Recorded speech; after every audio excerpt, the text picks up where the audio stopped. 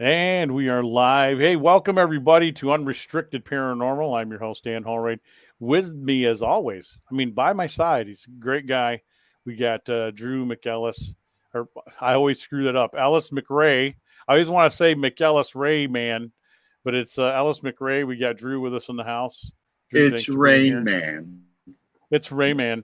And we have a special guest, and special to me anyway. She's been on the show before, but we've stopped doing so much of the audio, and we've transitioned into the video now. So those of you who are watching us on YouTube, and also you're watching this program on Parapost Network Central.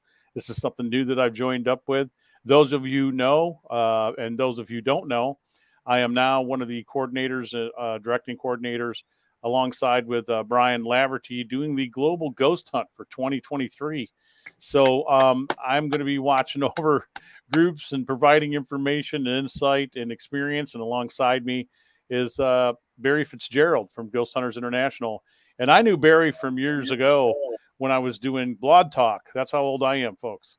I was doing Blog Talk Radio, and Barry used to have a group in Arizona. I think either in Tucson or just outside Tucson. But regardless, it's a new adventure, and I'm excited about it. We're going to bring people along. And before I bring Lorna in to describe to you what she is, what she does, she's absolutely spectacular in my eyes and heart. She's a beautiful lady. Um, we have things going on. So, you've all heard that we had some storm damage here not too long ago, probably about 2.5, 3 weeks ago. And so the Yeah. location for Ghostorama, which we had it planned for the Van Buren Poorhouse Museum, very haunted place. Well, 60% of the roof was taken off in the storm. We think they were a series of small tornadoes now. And it damaged walls on the building and twisted the building slightly. So the good news is they've been approved for repair. It's a historical landmark, and you know we will hopefully be working with them again by next year. They are going to be in attendance at Ghostorama. The new location for Ghostorama is the Paw Paw Playhouse. That's at 404 East Michigan Avenue in Paw Paw, Michigan. That is just 25 minutes up the road from me, so it makes it closer for me. But this is also a historic landmark because it was a church for many, many years. I have been there before. I have done this thing before because I was invited in, and not only invited in to do a small little, tour of the building, not really a full blown ghost hunt, folks, but I ended up there as part of a Ghostbuster cadet show that we put on. So I did a little ghost hunting while I was there. But we're looking forward to that. The hours are from 1 to 7 p.m. Setup time for those of you who are interested and you still want vendor space, we still have it. That's going to be from 9 a.m. till 12:30 at the most, and we're doing an after hours ghost hunt of the Playhouse Theater. It was a church for before that, and they're still doing live plays and a lot of activities there. So I encourage everyone, if you can, to please be part of this. If you're wondering really what it is, it's a ghost hunters meet and greet, paranormal meet and greet / car show. We're going to have Ghostbusters, Mystery Machine, spooky vendors, live band, ghost tour, Jurassic Park themed stuff, killer cars, and a car show, including the Mach 5, the Batmobile, and the Mystery Machine from Scooby Doo. We're going to have some food available from not only my Mason Lodge, but the Mason Lodge right up the road from us. Paw Paw Masons are joining in.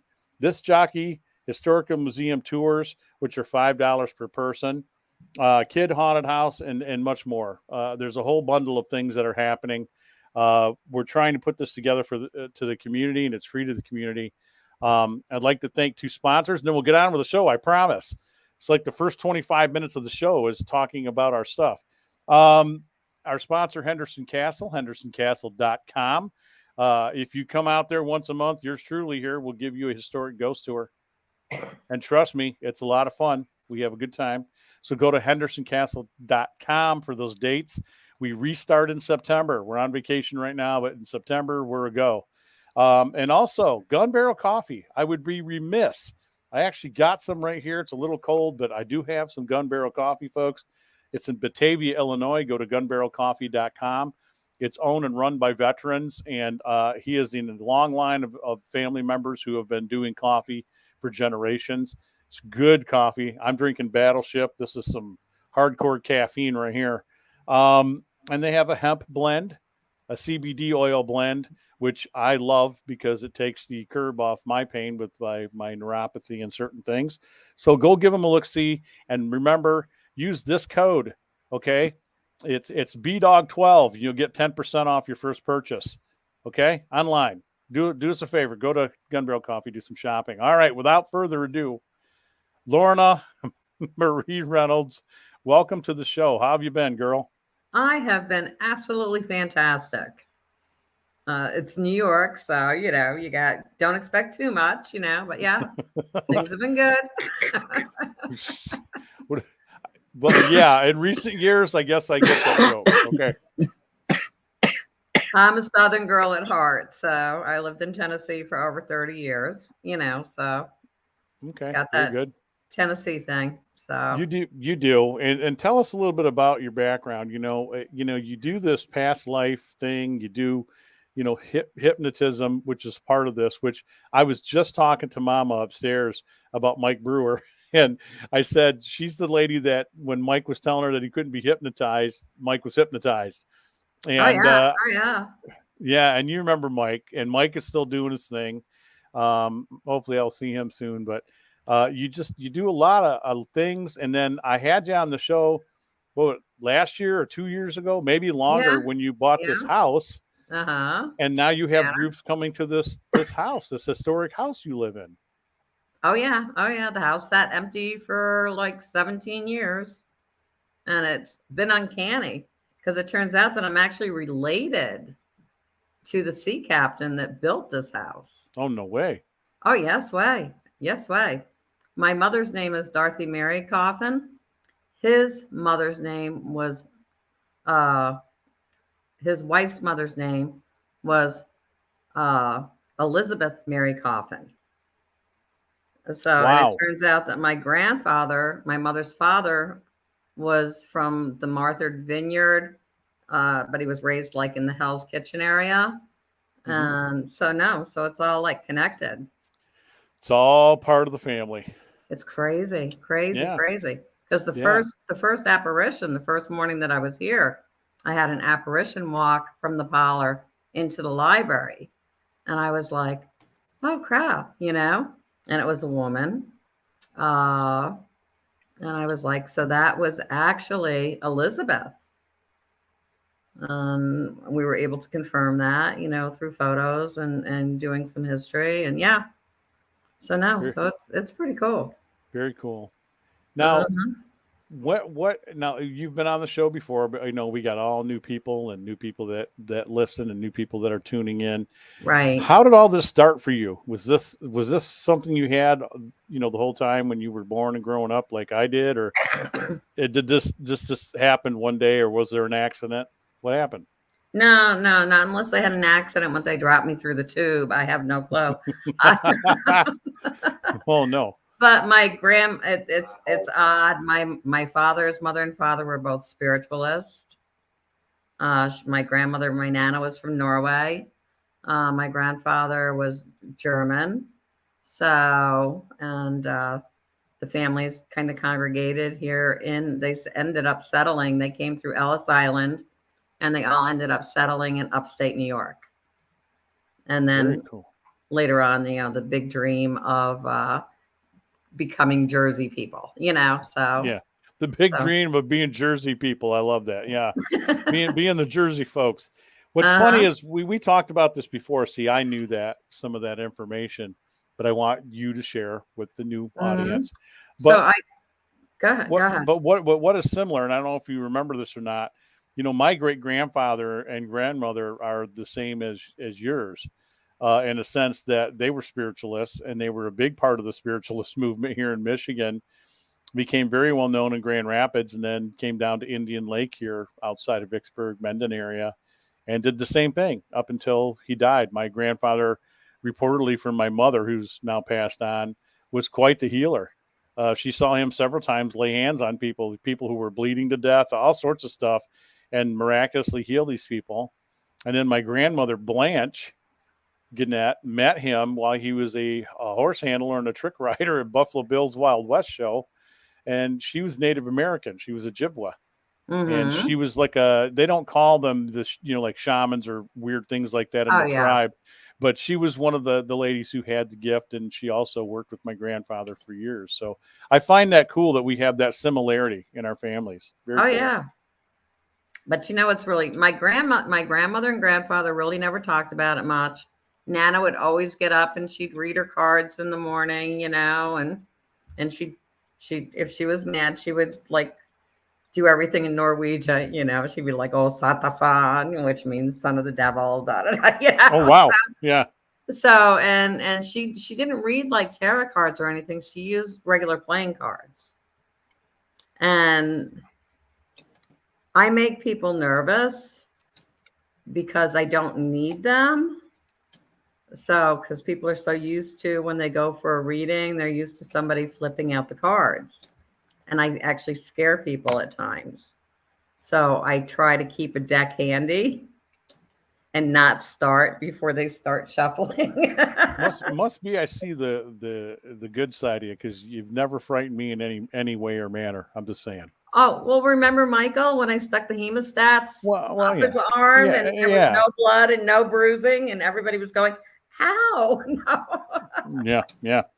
But the whole thing is I think I tell people all the time because I have an amazing library here and I've never opened a book because I've never needed to. If the universe gifts you, the universe is going to provide you with instructions. And nobody's instructions are ever the same. You know what I'm saying? So Yeah. it's Yeah. kind of unique. So when people ask me, how do you do this? And I'd say, well, if I do it one way, it doesn't mean it's going to be the same for you. So we all have it differently. And my life's been odd. I mean, I've had people chase me down. Like I was at a flea market one day and I had a woman, my husband and I had actually just bought a ring from her. She was very, very busy. And just out of nowhere, she came running down behind us and said, "You have to go with me. My husband's in the hospital. He's dying with cancer." And my husband and I just looked at each other. Here we are, bikers, okay? You know what I'm saying? And I'm like going, so Billy and I looked at each other and I says, well, I guess we got to go. And Billy said, yeah, we'll go. And we went, we met with her husband. I sat there, I talked to him, held his hand, asked him what he wanted, and do you know the next day they actually released him from that hospital? Wow. They had no explanation. And him and his wife actually followed us all the way back to Tennessee because they wanted to be close to us. And Mr. Walt lived another 10 years. Good for him. Yeah. Cancer free. So, like I said, I don't go looking for anything. It just seems to find me, just like I found Michael that day. Yeah. That was a fun day. He was going through a hard time. He was going through a hard time. Yeah, he does. He does on and off. He's a unique individual. I love him to death. Like I said, we've had our outs once or twice, but I still love the guy more than he knows. But it was nice. We were all supposed to cross paths, at that point. Yeah, I think some of the good people in your life, even if it's somewhat difficult, I believe that. I think you're onto something there. That I don't know that there's a big written destiny, but I think there are things that push people to you. Exactly. For certain reasons. If it's not for learning a valuable lesson, it's for a lot of good too. Because I've had some people that have come into my life that it went well for the first couple of years, and then something changed and they became very awful, and now I moved on. But I learned something from that, So I guess everything has its place. I don't know if that makes sense. I guess I'm just the simple girl. I've never had that desire for that claim to fame. I've been on different shows. I've had little kids run up to me at a gas station where they recognize me and go, "I saw you on such and such," and and I go, "Shh, no, that was my sister." Yeah. The one thing you don't want to hear is like, not... didn't I see you in that adult film a couple of years ago? What? Oh my gosh. We're not even going Right. there. I always got to throw jokes in there. I apologize. Oh no, we were talking earlier and I told you I had a good friend of mine that's getting ready to pass. And he was friends with my husband and I both. And Yeah. the first thing he did when I had come up with my daughter was start breaking out like the Easy Rider and Outlaw magazines. And I went, put those away. Oh yeah. Don't leave them out there. I used to have a very sacred collection of the Easy Rider magazines and the videos. And that was just a couple of years back. Oh no, I put in the Easy Rider videos, guys, and I'd be in there working out on my gym, watching the bikes. Oh my gosh. Yeah, and all the boobs. It is what it is. He was like, he says, I saved. That's what I was starting to say. Easy Rider was the first boobies I ever saw. Yep, I know. I was like, my daughter doesn't need to see those, Yeah. I was like, oh no, her mom's perfect. I'm gonna say I'd go to visit my dad on the weekends. He goes, hey boy, you don't tell your mom, but I got some titty mags for you. And it was always Easy Rider magazines. That's what it was. And I wasn't supposed to tell my mom, but my dad, God rest his soul. Yeah. So this stuff, seems like it's always been with you. It's a generational thing. I think mine is too. What goes on with it now? Do you see spirit? Oh, absolutely. Is it? I mean, like they're standing there, or do you have like flashes of, like it's like a picture in your head? Sometimes they're black and white, sometimes they're color. How does that work for you? I get almost like a ticker tape. Remember Gomez Adam with that money counter thingy that he had? yeah. So it's almost like a ticker tape running through, and it's amazing on how it works. I actually had I do readings for people before they ever walk through my door. Like when I'm having coffee, their family members know that they're already coming. So I had one lady I went, I'm so sorry, because there was 3 of them. I says, I hope you don't mind. I said, because this is for you. So it's all written down, but I'll go ahead and go over it, And she was like, oh my God. And she actually happened to be a very well-renowned psychic's niece. And I went, she says, oh my God. She says, how did you do this? I said, I had company while I was having my coffee. I guess they figured I needed to get this all done before everybody showed up, So, and I was going to run some of that by you too, with me here recently. I see a lot of things that I didn't used to, if that makes any sense. So, and I know it's not a trick of my eye or my imagination, because, I'm doing this paranormal investigation thing long enough. I'm able to discern when I'm having tricks of the light, or, you know what I mean? Oh, so gotcha. when I simply see something moving in a mirror in my house, or I see something moving by the wall, or I see heads pop out of the ceiling. I was at another location where I would see them just like this, peripheral vision, and I could see them looking at me, and I'd turn and look, and then that fraction of a second, they're back up into the ceiling. And my wife knew, because I was distracted. That's a new thing for me, and I think I'm seeing more and more of that. It doesn't frighten me. I've never been frightened by any of this, but I don't know. I don't know what's really happening. It's a weird thing. It's the dimensions are basically shifting, is what's going on. So they're like coming. They're like right on top of each other. So it's not. I called somebody the other day and I says, "Oh, did you notice that shift?" And she was like, oh my God, my animals, blah, blah, blah, blah, blah. I can't get near them. And what she loves her animals love her. Now she's missing 5 of them they've just kind of like disappeared. Oh no. And I was like, it's a shift. It's almost like the dimensions are laying on top of each other. So you're going to see more of that. Even people that aren't like really, really psychic are picking up on. I won't say distress, but almost like a depression, and some things don't quite feel right. And I've noticed I've been going through that the last month or 2. Well, I blame a lot of it. There's things that are going on that shouldn't be going on. Yep. I mean, we as investigators are totally aware when we go into somebody's house and they're saying that they've got headaches, their stomachs are upset, they're seeing things, what's the first thing we check for? What's the first thing we check for? First thing I'm looking for is gas leaks and electrical leaks. EMFs. Yeah. Okay. That's why we do a base reading. Exactly, because those are the symptoms of high EMFs. Yep. So EPA has a report on it, folks. Go read it. So a lot of it is high EMFs. The fear factor and the unknown. And then the combination with everything else, it's people just are shifting, they're changing.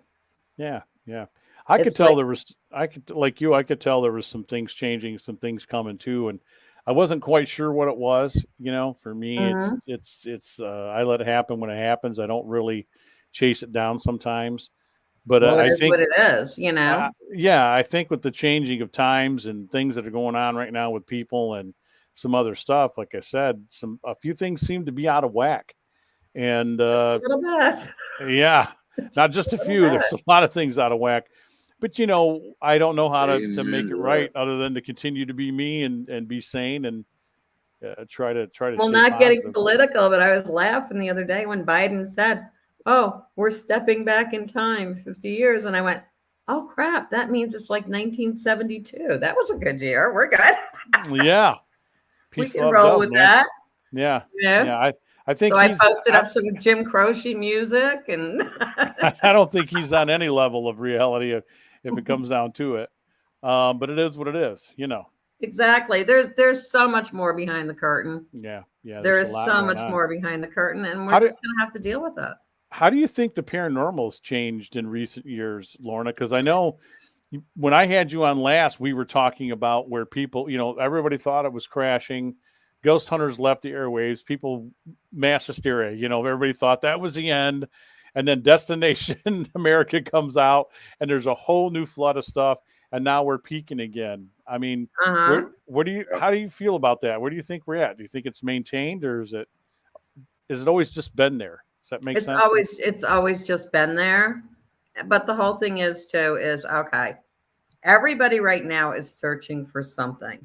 So you have all of these spiritual shops popping up all over the place. Yep. You've got all these metaphysical shops, and everybody is seeking out spirituality. Yeah. Okay. So I'm not going to knock it. I mean, if it's a comfort zone for them or whatever's going to help, I have no problem with it. Sometimes I got to kick back and just kind of chuckle to myself because it gets a little crazy. Oh yeah.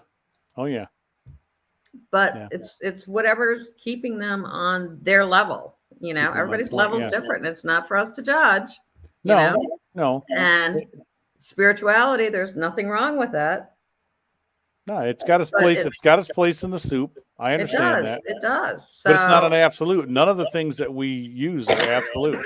And I mean, they're intertwining, because there's a huge difference between spirituality and Christian belief and the whole nine yards. But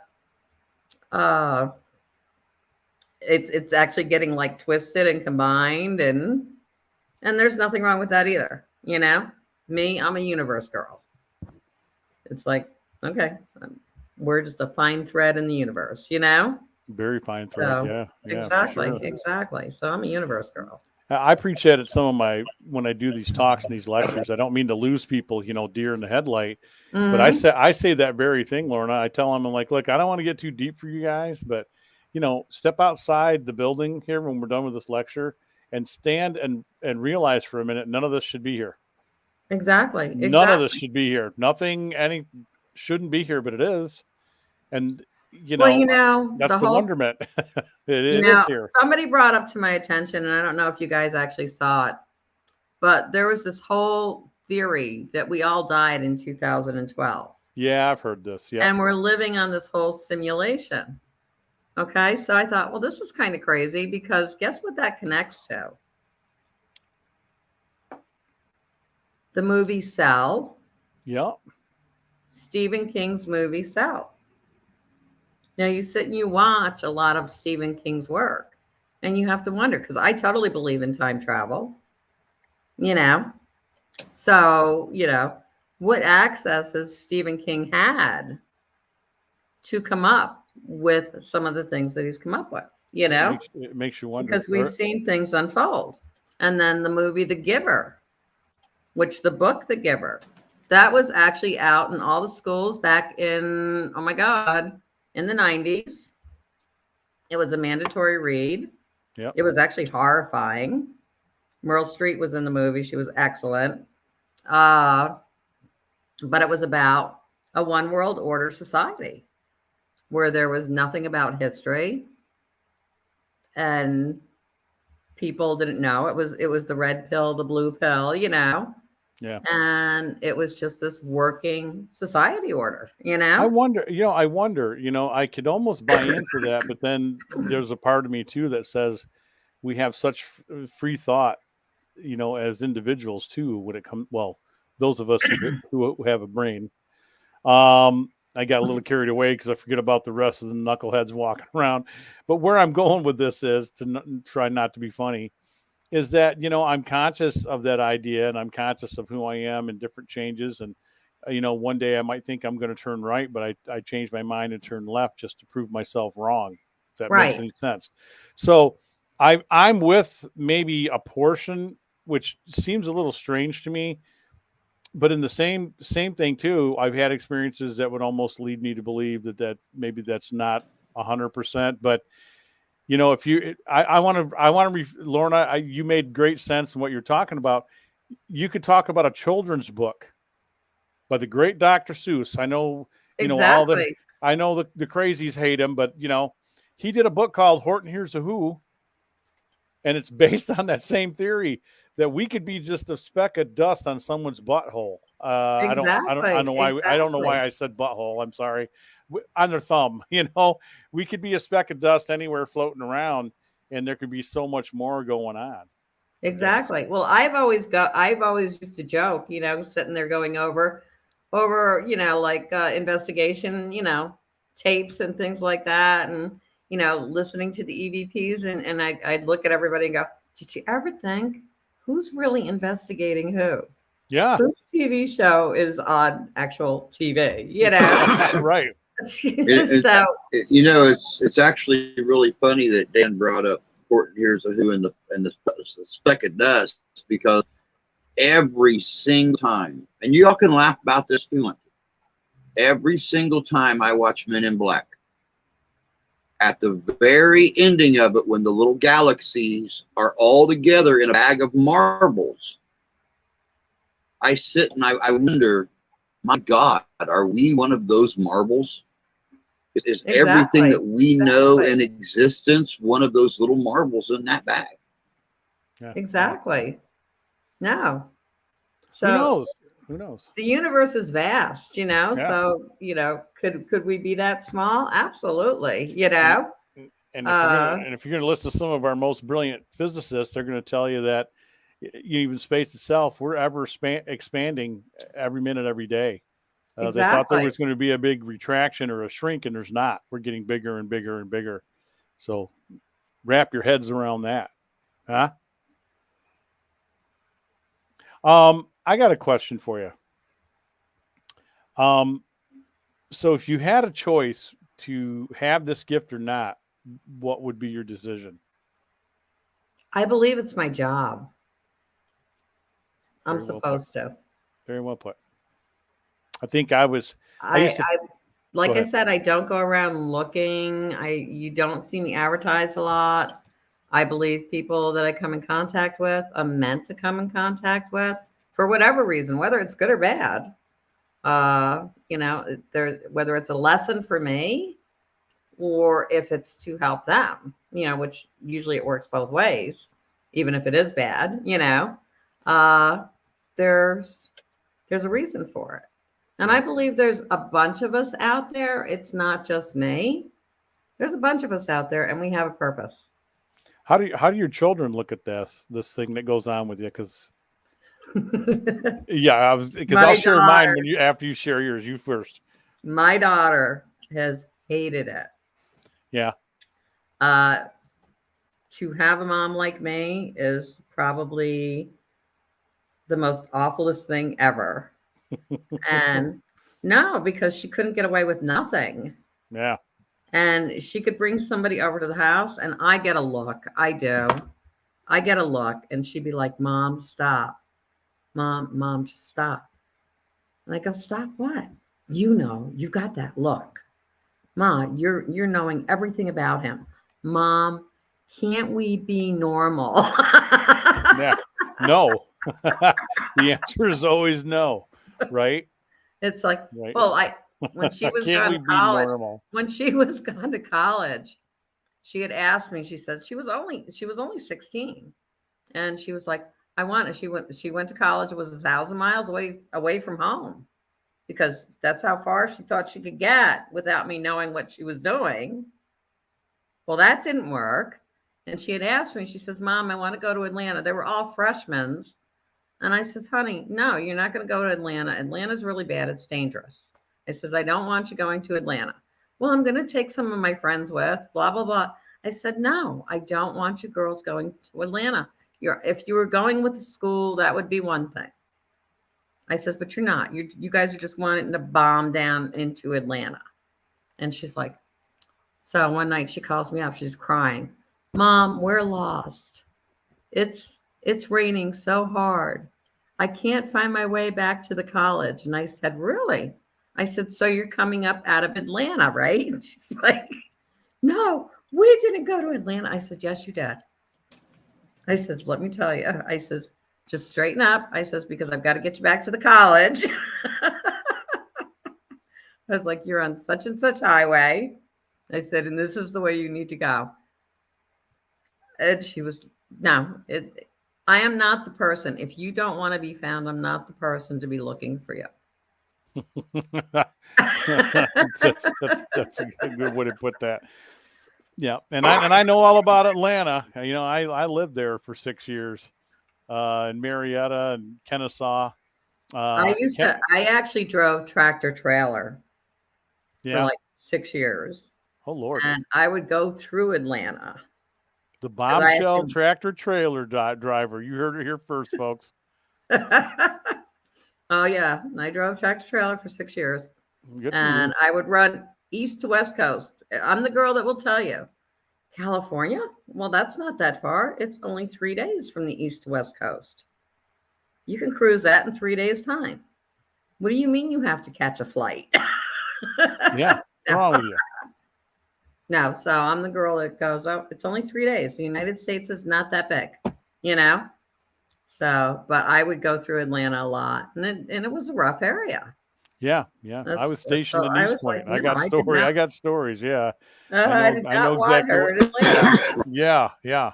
Shooting and everything else going on. Mm-hmm. We're going to take our first break, everybody. You're going to stay here with us on video. Those of you listening to the audio, I thank you for being here as always. You're listening to us Sunday night right here on Unrestricted Radio, which is not affiliated with us, only in that they're partners and friends. Unrestricted Radio is free. It's a free app. Go download it. Tell your friends, your family, and of course, family you don't like.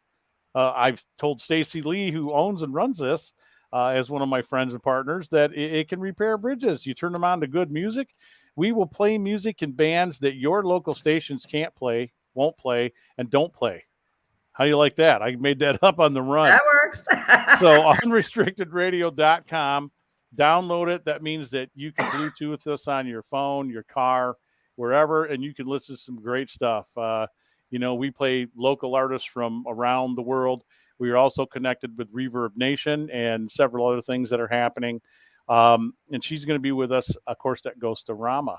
I would also like to tell you a little bit more about Henderson Castle. It's an 1895 bed and breakfast that was completed by Frank and Mary Henderson. Began construction and planning in 1888. I believe the Hendersons are there from time to time, and probably those from across the street, because right across the street is a cemetery. And if you come there once a month, I will take you on a glorious ghost dinner tour. We try to make it fun and do different things along the way.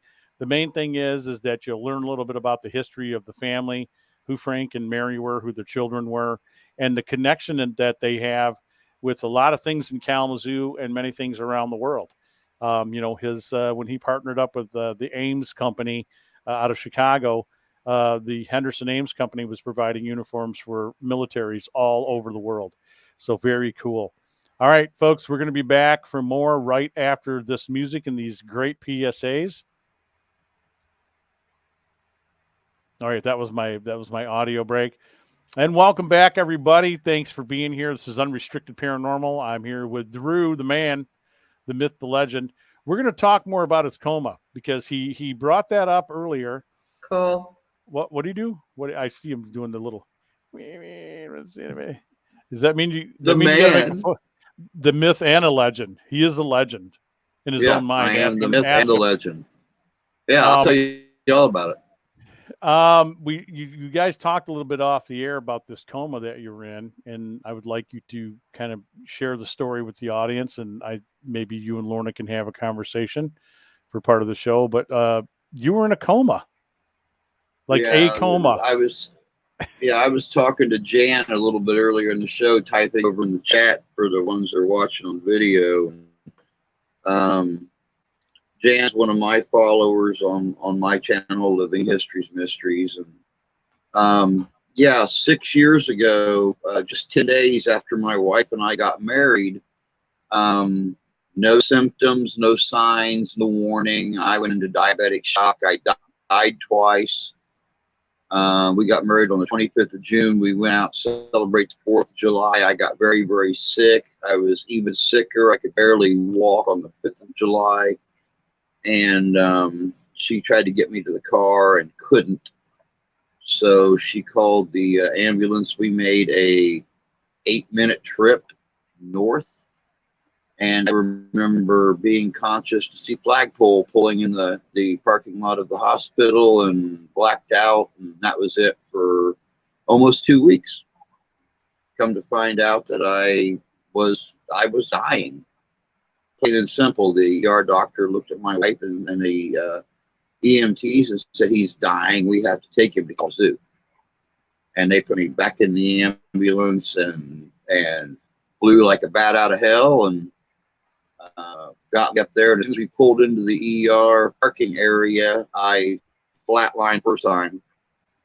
And they got me inside, brought me out of it. And just a few minutes later, I flatlined a second time. And they brought me out of it after 4 or 5 minutes. And then my lungs started failing. I started to flatline a third time, and they induced a coma. And I sat in that coma for almost 2 weeks. My wife, my mother-in-law, my best friend at the time, all there. They couldn't be there, of course, when I was in intensive care. But after I came out of the coma, they moved me to a private room where I stayed for 3 more days. And my wife never left my side.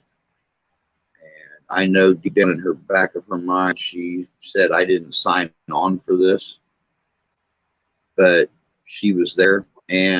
But the rough thing about the coma, when I started my channel and got into the supernatural and everything, people would ask me, they'd say, "Well, what did you see?" And I would tell them, when I died, I saw black. I saw nothing. I felt a cool breeze on my face and total darkness. I heard voices. Don't know for sure who they were. Sounded like my grandmother and my grandfather. No clue. But, while I was in the coma, I had what they called coma psychosis, which that's the scientific way of saying your mind made up a bunch of crap because it was your supercomputer was having no input. So your brain made up images and voices and stuff to fill in the blanks. Of course, a lot of people who suffer comas like that and sudden death, and come back. They suffer from PTSD, which I have been diagnosed with, and depression, and you just can't get the memories out of your head. I remember very little before the coma, but I remember the coma. I remember every place I seen. I remember every voice I heard. I remember every room I was in that hospital. Or let me rephrase that. I remember every place I was in that facility that the doctors and nurses all say don't exist in that hospital. What's the real answer? Who knows? Who knows? But it messes with your head. It messes with your head. And now here I am 6 years later, and still depression, PTSD, a feeling of uselessness. But I also feel, and I've talked to psychics, and I've talked to card readers, and I've talked to witches, and I've talked to a lot of different people, and they all kind of agree that when you die and come back, you don't always come back the same person. So even though I grew up around the paranormal and supernatural and stuff like that, I'm much more in tune to it now. And I can see things and hear things that I couldn't before. And it's something I'm still getting used to. It's something I'm still getting used to. But the good looks were always there. The good looks were always there. Of course, all of this change. was much darker before the coma. Yeah. I used to have a beard down to here. It's actually funny. I was doing a Ren fair over in Angola, Indiana, 2 weeks before we got married. And I had a dark beard. I had dark hair. And when I came out of the coma, all of this was silver. And this was spattered with salt and pepper. And it's like, what the hell happened in a month? Why did this turn white in a month? Oh, it's just what your body went through. Is what they taught you in medical school. Could you please explain that a little more? That's interesting. My mom, had, before she had the final thing happen, she had died and had she had an implant put in, but she had a heart attack and laying on the floor. And she said that she saw my grandfather and some other people in the family that she remembered. I wouldn't have known them, but that they were in it was almost like a tunnel, and there was a bright light. And she said that a couple of them were waving to her. And then I don't know if it was my grandfather or one of the family members told my mom that it wasn't her time. She had to go back. And she goes, "What do you mean?" And she goes, "I want to be here with you." She said she never felt so much love. And, that's what she remembered. And she remembered that period of darkness too. But she said, "No, Eileen, you got to go back." And then a few minutes later, she woke up and she was on a hospital bed in the hospital, after having a major heart attack and passed out. And, my stepdad freaked. So there's something to it. So, Lorna, I have to ask, in your work and stuff, are there people who've experienced what Drew's gone through, my mom went through, or did they come to you? And actually, it's odd because the way that he described the darkness and everything, when I do past life regression with people, and if they stop in that realm, the first thing they do, when I say, "Can you describe where you're at?" They'll say it's dark. They can't see anything. They say that they can hear voices. Oh, wow. And they can feel the cold breeze. So I found that really, really, really interesting when he talked about that. Another thing I got to ask Drew is I almost got almost like the butterfly effect. It was like a rapid and then a slowdown. So do you remember what that was about? It was like a rapid and then a slowdown. Yeah, like everything would be going like fast, and then all of a sudden it would just slow down. That's my mind now. Okay, because I got that whole rapid and that slowdown. Uh, I have this thing where it's almost like a dementia right. where I can be just fine. I can be walking around. See, way back, right after I graduated high school, I was oh, what do they call it?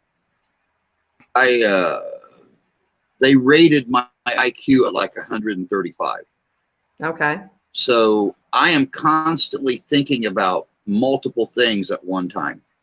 Right. If I stop and turn or I look down or something, it's my brain shuts off. I forget what I'm doing. I will stumble sometimes. Sometimes I will Mhm. fall.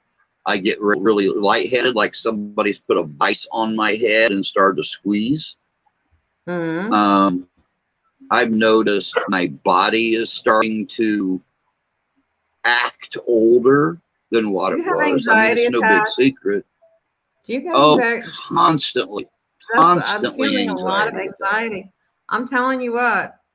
Uh, Well, my anxiety this right is now, Lorna, is the fact that not only is this the anniversary, this is my second full day, my 6-year anniversary, second full day in the coma. uh-huh. my um, my 35-year high school reunion's coming up at the end of this month. I'm not able to go. We've already lost like a half a dozen people of our class, and God knows who's going to be around at 50-year anniversary. Mhm. Um, but you know, it's that, and then the week after that is my grandchild's birthday, and it's like everything. My seventh grandchild, I think, Mhm. eighth, and it's just everything, just right here, right now, just right down on my shoulders, and it's like, you know, it just, not to mention, you know, with me not being able to drive, I'm losing the vision in my right eye. I have to rely on Danny or my buddy Mark that does all of our Oh, I know research that for feeling. our group, you know, to come and pick me up and take me places and stuff. It's like, I feel, once again, the depression kicks in. I feel like I'm this huge burden, regardless of how many times they tell me, no, man, it's what we do. We're brothers, we're best friends, whatever. This is what I still feel like I'm this huge burden on everyone around me. I don't work. My wife's been taking care of us for 6 years. You know, I stay home and take care of her 83-year-old grandmother who has dementia and Alzheimer's. So you talk about the blind leading the blind. And I go to take Mhm. care of her sometimes, forget what the hell I'm doing. No, I It's hear like, you. I hear you. Grandma. So, You yeah, I mean, know, there's a constant speed up, slow down, speed up, slow down. yeah, because I'm getting that speed up, slow down. That's what I was asking. That's, uh, a lot of this is actually your chakras and your energy fields, which is, has anybody ever said anything to you about that? This is almost like a damage that's been caused to your chakras and your energy fields, which that's totally explainable. Uh, Gosh, I wish I was closer. This is something that I would definitely I would work with, Uh, I work with people that have had like dramatic experiences and things to this extent. So, especially like with I get people from the VA, soldiers, and with PTSD and things to this extent. And it's really, really amazing because we would just, if I had you here, I would just put you underneath hypnosis and we would go ahead and take and go all the way back through everything, including your And you know, coma that's experience. something I've always wanted to do. That's Yeah. something I've Yeah. always wanted to do. Because, Yeah. you know, when I was younger, I actually had dreams of um, previous lives. Mm-hmm. Mm-hmm. I had several dreams before I even started studying history, which I've been a historian for 30 years. Mm-hmm. So way back before I even began studying it, I was seeing myself in places and times I didn't even know what they were. Uh-huh. And, No, I get and it. now I that get it. now that I'm older, and I'm 30 or 40 years older, I'm sitting here and I'm looking, just going, oh my God, that was the 1840s or 1850s, or this was the 1780s, or this was the 1880s. Mm-hmm.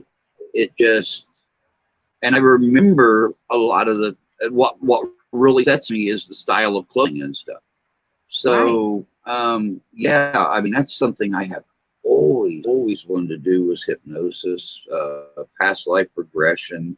I had a beautiful, wonderful psychologist out here at our local clinic, which I live in a town of like 3,000 people. So we Mm-hmm. have a clinic with two doctors and 3 medical assistants. Mm-hmm. And I had a beautiful, wonderful psychologist, and I met with her like 4 times. And Mm-hmm. then they relocated her someplace else that I can't get to her. So I've not seen a psychologist in 2.5 years now. Yeah. And that really gets to me because I have no one to download to. Oh, I hear you. I have I hear no you. one to It's really scream at and cry, and it just Oh, I hear you. I hear you. And understanding too, we go through things in our life, and there's always a reason for it.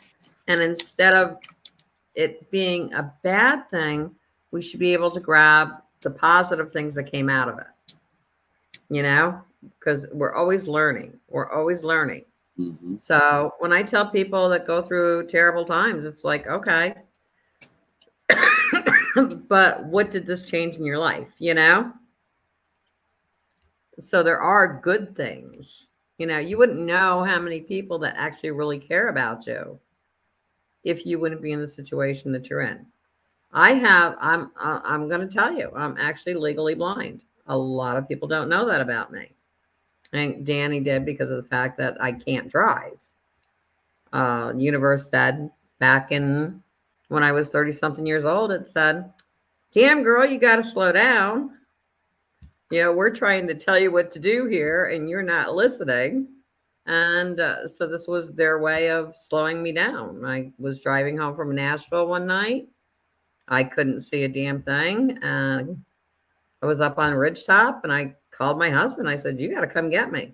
Right away, they said, oh, brain tumor. Well, I didn't have no brain tumor. I actually had a hereditary eye disease, which was RP and macular degeneration. And I actually have 3 sisters that Grandma's have got the that. same thing. So I can cope with that. But if it hadn't been for me,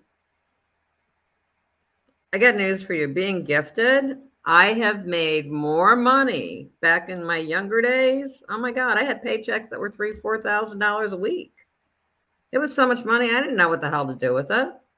I had people living in my house that I didn't even know, that I just pick up off the street. So uh, but there's a reason for everything. So looking and finding out those reasons too, because it changes our purposes and our quality, because either way, we still have a purpose. If you weren't meant to be here, you wouldn't be here, and this is how actually I deal with. My sister just lost her husband here just a little while ago, and I was like, it was just meant for him to go. It was his time. You don't die unless it's your time. And it just wasn't your time. So you have a purpose. So did a door open up that enhanced your gifts or your intuitiveness? Evidently. So now we got to figure that out, and get rid of all that negative, that energy that's come with that. And a lot of that Oh, is your energy fields and your chakras. Do you understand what I'm saying? mm-hmm. Yeah. Yes, very much. I mean, do you think you and your wife would still be together if this hadn't happened? Is there that possibility that you may not have? It would have made life a lot easier on her. But it Would have also made, pulled I you guys mean, close. It pulled you guys close. She wasn't, you know, she now you worries know about she's me. loyal. Now you know she's loyal though. She didn't go the other direction, did Yeah, she? You know she's yeah, loyal. exactly, You know she loves you. exactly. You know, so that's like really important. You know, people And this is don't value relationships the way everybody pay attention. This is what Lorna does. people don't value relationships. And Yeah, they don't. it's so Yeah. much easier to just walk away. Where look at our grandparents or our great grandparents.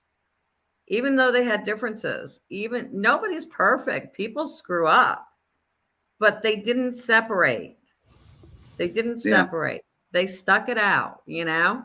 And they may have changed bedrooms, but you know what? When they got nine in their friggin' 80s and 90s and they're looking at, oh, we've had our 50 something wedding anniversary or we've had our 60 something wedding anniversary, they never lost that love for each other. You see what I'm saying? And it's important. It's just really, really important. I So we look at that with my own mom and dad. You know, they've been married since 1966, mm-hmm. and they're just as much in love today as they were before I was even born. Uh-huh. They do everything together, Yeah. and it just, you know, my dad's 80, 81 years old now. My mom's 77, and Mm-hmm. there's no slowing them down. I mean, they Exactly. do everything. Exactly. So this is what I'm saying, you know. I mean, there's always reasons for stuff that happens. Uh I just had a deep talk. See if this makes any sense to you, Lorna. Go ahead. And I know I want to talk more about some other stuff. We got plenty of time. Um, I was just having a deep discussion with my wife on our way back from our 4th of July weekend. You know, we did a trip up Mm-hmm. north, blah blah blah. So we got talking about what you guys are hitting on, and I told her, I said, you know, after my Drew and I are very similar. I don't know if you remember what happened to me, but I was in the hospital dying for 9 days, had a bleed in my rear peritoneum area, and it was unexplained. Just came over me, and I was bleeding internally. Just weird stuff. I'm not going to bore everybody with the story, but we got on that subject, and I said after that incident and some certain things that I experienced, um, which is really strange and different, to say the least, I said what I've come to realize with this paranormal stuff, this psychic stuff, this thing that we have, some of us have, is that it's relative, and then again, it's not, because there are select few who have it. And then I told her, I said, what we have to remember ourselves, you know, as humans, because she said, well, why is it that you chase after this stuff and you think that there's more going on after life? And I said, well, we're a biological machine. We're a machine that works on a bunch of excitable electrons and electricity that flows through our body. And we are very, very frail. People, I think, now have forgotten that.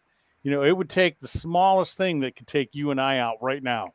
You know, this is how frail we really are as human beings. And I said, going into, you know, the other world, you know, and we have a dream state and we dream things and the dead come to us in dreams. I know that's happened to me with my mom and several people. Um, the fact of the matter is that it's all energy, right? It's all proven energy. Exactly. So are we connected to one with everything, or do we still have this personal journey that we're on once we pass over? Because people ask me all the time what I think ghosts are, and I give them the three rundowns, you know, like there's residual, there's intelligent, and there's that one that we're not sure. Um, and I told him, I said, I think it's all relatively connected. I think if we're individuals here, we're individuals on whatever the other side is. But at the same time, I think people fear too much about that too, because I've often wondered in the greatness of that picture and our frailty is, are some of our guardian angels our family members or people that left a legacy that this is why you and I are here? I always believe that when people talk about guardian angels, and I have my own take on it. I've never really seen an angel. I believe in earth angels. Okay, I believe in individuals, earth angels. But our guardian angels are definitely family members. Definitely family members, or those that have become close to us from another lifetime. Yeah. Because lifetime after lifetime, families actually stay together. Do we live as different people, or are we still all We in the do. same family? We live connected to family, and so family is always connected. And different people come in, different phases of life. Uh, we're not always the same person. Uh, so, and it's really weird because when you talk about human, when you said human, see, I believe that there's actually two of us. There's human and there's spirit. And the spirit is what goes on. This is just a Cadillac that it travels in. So it's really about spirit and what we host, and that's what's important. And this is what's learning, and this is what's developing and changing, and this is what's all part of the whole universal and the dimensions. It's when I connect with people, I connect with them. They're doing exactly what they were doing here. I'll find them in a family home where they all gathered. I'll get the grandmas or the mamas cooking, and they'll tell me they have a very big table, and we'll start going down the chain with relatives and things to this extent. So they're doing on the other side exactly what they were doing in this lifetime. I'd wondered about another that. dimension. Yeah, I'd It's wondered just about another that. dimension. That's another question I had, and what you'd spoke to too, my daughter when she was about 3 or 4, and I think, well, I know Samantha, my oldest daughter, has the gift. Mhm.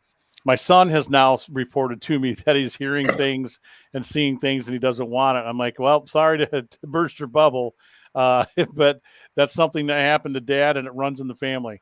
But Sam, out of the back seat in her car seat, started telling us that I was her neighbor. I wasn't her dad. And this was a long time ago. Nobody had cars. They had a horse and a wagon, and that she was a ballerina, but I was her next door neighbor, but I wasn't her dad. She had a different dad, but yet we were still connected. And that she got a fever, a real bad fever, and she died. And then I had to, as the neighbor and her dad, take her into town on the wagon, and she died in town. And we pulled over because my wife was in tears, and we asked Sam about that right after. She had no memory of it. And then even now she doesn't remember any of that. But she was telling us at that age, matter of fact, what was happening and what went down in like a previous life. And like you said, it seemed to be we were still connected though. Oh, my grandson, 2.5 years old. We're sitting there, we're having dinner, and he's like, Grandma, he says, I am so grateful for that doctor that fixed me. I says, what doctor fixed you? Because we're sitting there eating dinner. It just came out of nowhere. He says, I was so hurt, Grandma. That doctor was such a good doctor. I even asked him what the doctor's name was, and he even knew the doctor's name. And the injuries that he had, I was telling a friend of mine, and my friend said, that's so odd because that's the injuries that a firefighter would get if they had fell through a floor. Yeah, crazy. And my daughter's a firefighter, so I'm like going, is that not nuts or what? That is nuts. So that is nuts. It's amazing. It's amazing on what children see when children come through. This is the whole purpose of education and everything, is so they can go ahead and take that from them and cover it up, so that way they don't remember. It's like the whole purpose of instead of enhancing it and allowing the kids to free think. They keep their minds occupied. So otherwise it would be out there and the kids would actually know. I've often thought that a lot Now- of kids, remember their past life, and then once their perception, that's part of what you were saying, and then once Right. their perception starts to change about what we're telling them, which is real and what isn't, it kind of Exactly. disappears for a lot of them. Yeah. Exactly. Now, do So you think when a person has crossed over and came Mhm. back, do you think that the spirits remember them? sometimes, yes. Absolutely. Well, Absolutely. They and the re- feel that and the connection. the reason I asked that question, and Danny was there for this, Danny's a witness.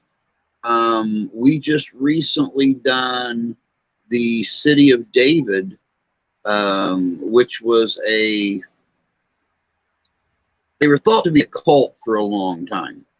Mhm. And we were in a place that used to be the greenhouse. It's going to be the museum on the facility now. And I was outside smoking a cigar while Danny was doing a spirit box session. Mhm. And I walked back in the building, and one of the spirits said, "There's Drew." And Danny said, "Yep, there's Drew." I said, "Do you remember me from the other side?" And it responded, "Yes." And that's the reason I asked that question, because that's not the first time. I have Oh been to no. many cemeteries, and they've asked, Absolutely. where I'm at, where I am, why I left, where's my soul. That's a big one, and that's one thing that really caused cold chills down my spine, is when one of them says, "We see you, but where's your soul? We can't see your soul." I'm going to tell you, this is like so bizarre that we're even talking about this. I had a team come up out of close to Jersey up here to the manor. And the one boy's name actually has the same last name as me. His name's Reynolds. And the other one's name was Chase. And I had never met these kids before. I've never watched any of their youth. They had a terrible time getting here. They had a massive flat tire. They had all kinds of different things happen. So they were like a couple hours late getting here. And I knew as soon as this boy walked in that he was in for it. And he was definitely somehow connected to one of the spirits here. I knew he was in for trouble. I just knew it. And it was so weird because his name is Chase. Well, this is the Chase Manor. Wow. But I knew I didn't even connect that. It was just his look. As soon as he walked in, just him, I went, "Oh my God, there's gonna be crap happening here tonight and this poor kid is gonna get attacked. This is gonna be a bad thing, you know?" And sure enough, he was taunted all night long. I was like, I just knew it. I just knew it as soon as he walked in. But they even delayed them. They tried to stop them from coming because they didn't want him here. I was like, it was very strange. I knew it as soon as he walked through the door. I mean, I've heard similar things, but I wonder what the deal was. Well, actually, I have a photo. One night I was sitting and I heard a bunch of noise behind me in the hallway. And so rather than to turn around and have the spirits like disappear, I just went ahead and flipped my laptop onto camera, and I started just taking pictures and kind of like moving out of the way. And actually, one of the spirits actually looked just like Chase. And remember when we had the gunshot? Yeah, I remember that. I was telling my wife that tonight. Yeah. And we had the gunshot in the parlor, and we lost everything. Yep, and had to talk. I met your daughter over the phone, and all sorts of goodness was going on. Department here. I went, I said it was paranormal, Bex, and she was like, "Not everything is paranormal, Mom. You could have Yeah. people I living in remember the asking me, "You walls of sure your you heard it, house." Dan? Are you sure you heard it?" Yeah, I heard it. I'm not gonna lie for your mom. I heard it. I heard it over the when we were doing the thing. I heard it. Exactly, exactly. Well, since then we've ran portal box sessions and stuff here, and we've asked about the gunshot from the parlor, and we'll get a young man on there saying, "Yep, I killed him," Oh and no. it was about a break-in, Oh and wow. then you get another man going. We've actually reheard the gunshot over the portal, and one would say, "Yep, he's dead," and we'd be like, "Well, why is he dead?" And it was a break-in. They said Oh he my. broke in. Wow. Well, So yeah, I'm like going, okay. I remember See, that. Drew, you would love this place. This was actually awarded to a Civil War, Revolutionary War soldier. And he built the barn and the first original house that was here, which is, they were right next to each other. So the only thing left of his house is just like the foundation and the fireplace. And Wow. his name was George Weaver. Then another George purchased the property in 1820 something, and became the Case Farm. And then in 1828, George Chase purchased the property from George Case, and he Wow. was a whaler from Nantucket. And Oh Whose wow. was so long he could suck it. I'm so sorry. no, Everybody, I apologize for that. It reminded me of a dirty limerick. Go ahead, Lorna. So, anyways, no, it just I play the old wailing music all the time. No, it's okay. Oh But wow. Now it's going in a hold. Yeah. yeah, Yeah. but now, and so I actually had three Georges here to begin with Wow. that owned this property. But the history, I mean, Auburn wasn't even Auburn. This was known as Hallenberg's Corners or something like that. Which The first settler cemetery is right across the street from me. one of them was a Mason? Do you know?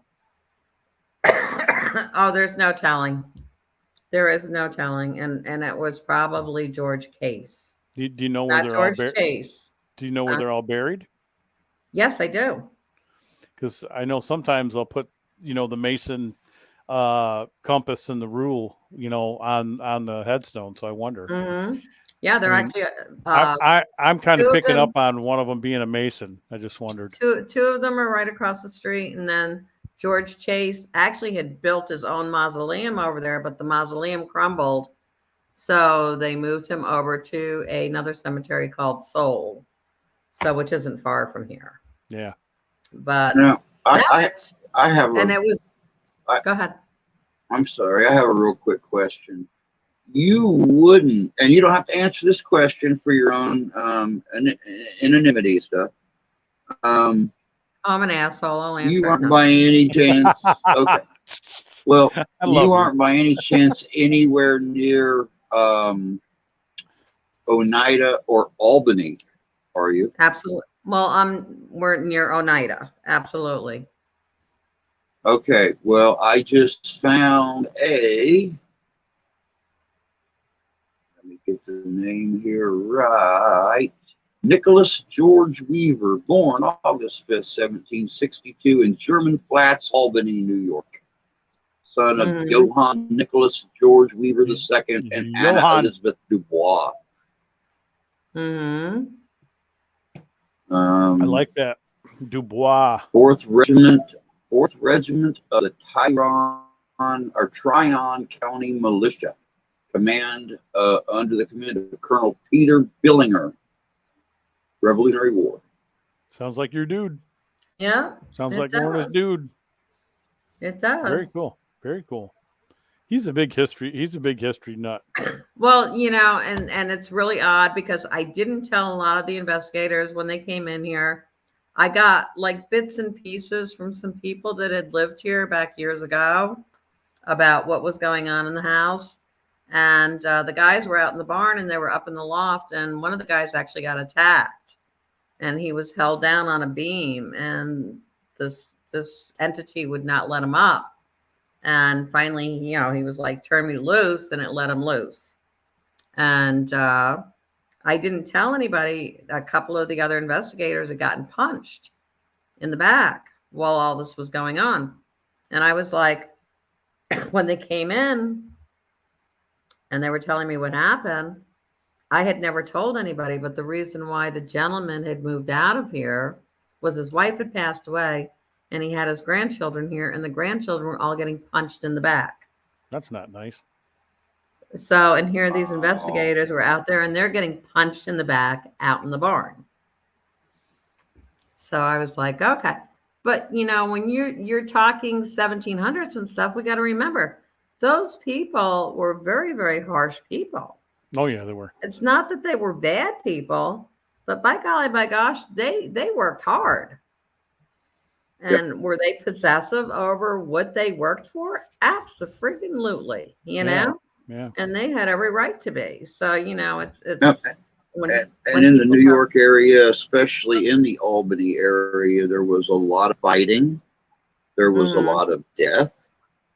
And don't forget that back then you were not only dealing with I believe it was a 68 caliber musket ball coming from a Brown Bess, which, you know, nowadays would feel almost like a punch in the back. But when you were close quarters, what did they hook on the end of their musket? The bayonet. Bayonet. And they usually went for the back. So now, British soldiers were notorious for hitting the back because if they were coming at you, locking their bayonet on the end of that 4.5 or 5 foot long musket, you had time to pull a pistol or load your gun while they're running at you, so they would get you in the back. Yeah. Yeah. So no, it totally makes sense. And I'm like going, and you know, the town that I'm in is actually where Harriet Tubman ended up settling. Yeah. So everything's all about Harriet Tubman. Oh yeah. And George Chase was a very big supporter.